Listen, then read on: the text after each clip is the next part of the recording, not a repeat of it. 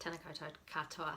The office is looking a little bit chaotic. These are the remnants of this week's business planning process. So looking ahead to next year and planning what we're going to be focusing on, what we're going to be doing. But also, as you know, a big part of that process for me is also looking back at the year that's gone and building on that momentum and also having some perspective and some gratitude for what's got us to where we are. And that's something I'm always big at encouraging when we do start to, we're heading into the end of the year now, we're starting to look ahead to 2021 to make sure we pause and celebrate just how far we've come. So that's been what I've been up to this week.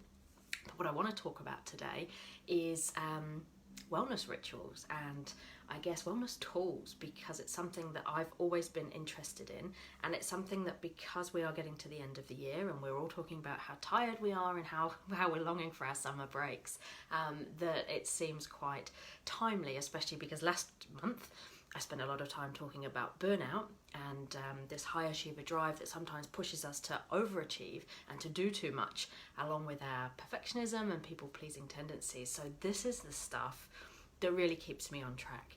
And because it's been a passion of mine for so long, it's something I've done a lot of research in. I've had a lot of interest in this area over the last decade.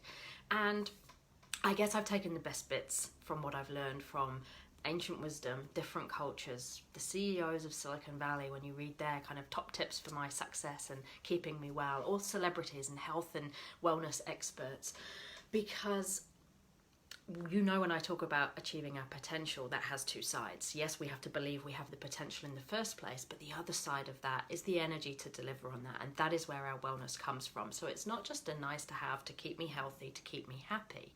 This stuff is critical in terms of us being our best, in terms of our performance, in terms of us being effective. Because if we're not well, we can't really do anything very well. We can't perform at our best. We can't be at our peak. And we also feel pretty rubbish too. So that's why this stuff is important. And for me, the stuff that I've distilled this down to in my top 5 was published in the blog this week. You might have seen it. Are really simple. And so I'm going to take you through those now. And the first one won't come as a surprise for those that have followed me for a while, that know me. This is my number one. This is the one thing, I guess, out of everything I've learned that makes the most difference to me, and the thing I keep coming back to, and that's meditating. It's 10 minutes for me every morning where I sit and be quiet and still and watch my breathing. What this does for me is lowers stress levels, keeps me calm. It also creates space in my brain for ideas, for innovation, for thinking, and it helps me become more self-aware as well. So my meditation practice is one that I cling to, and I think for so many of us, however we do it, it's this ability to be in touch with ourselves and be in the moment, whether that's going for a 10k run, a swim, a walk on the beach, or sitting on a cushion watching our breathing. It's being still, it's being peaceful, it's being calm, and it's being in the moment. And that is so critical for our mind, for our overthinking, busy brain that all of us have because of the lives that we lead. So that's number one. Movement is number 2. And for me, yoga is my favorite form of movement. Again, we're all different. It's not so much about how you move, it's making sure that you do move, that aids our wellness. So walking the dog is another thing that I tend to do every day. Getting outside in nature is a bonus of that form of movement as well. I sometimes do get to the gym, not as often perhaps as lots of other people, and those exercise endorphins, when we do get our heart rate going, they make us feel good and they aid our wellness. Solitude. This one is going to come as a surprise, particularly if you're an extrovert. You're not going to like this one, but for me, solitude, it's this ability to have time away from the noise. And as much as I love being out connecting with people and delivering, it's also having that time to ourselves. Particularly if you're an introvert, as I am, we find that stuff quite exhausting, and we need that time by ourselves to recharge. And I find that when I'm by myself, it's when I can process stuff, it's when I can have thoughts, ideas, it's when I get to check in. So even if that's just a cup of tea in the morning because you're the first one up before anybody in the house wakes up, and you've got 10 minutes to just be by yourself, that is enough. It's having time to check in with you and to pause and to breathe and to spend time with you, to check in on how you're feeling and what those thoughts are doing in your brain. Key to our wellness. And then This next one really revolves around our perspective. So for me, my gratitude practice is key. In this, I put a gratitude journal, which I tend to fill out weekly, but every day I'm thinking of something I'm grateful for, whether it's the first thing I do when I wake up or part of my meditation practice as I'm coming to the close. And it's so simple. If the only way you can do this practice is by thinking of something you're grateful for every day, that is good enough. You don't need to write it down. It doesn't need to be anything bigger than that. It doesn't need to have an app associated with it. But of course, all of those things exist if you need some more help with that.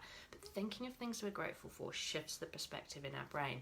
But not only that, it gives us perspective. It gives us perspective on our problems, the things that go wrong, aids our resilience, and then how we bounce back from those problems. And a saying that I'm always constantly keeping close to my problems is one of the Dalai Lama.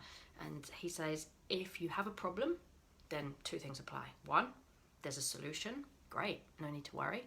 Two, there is no solution. Then there's no point worrying.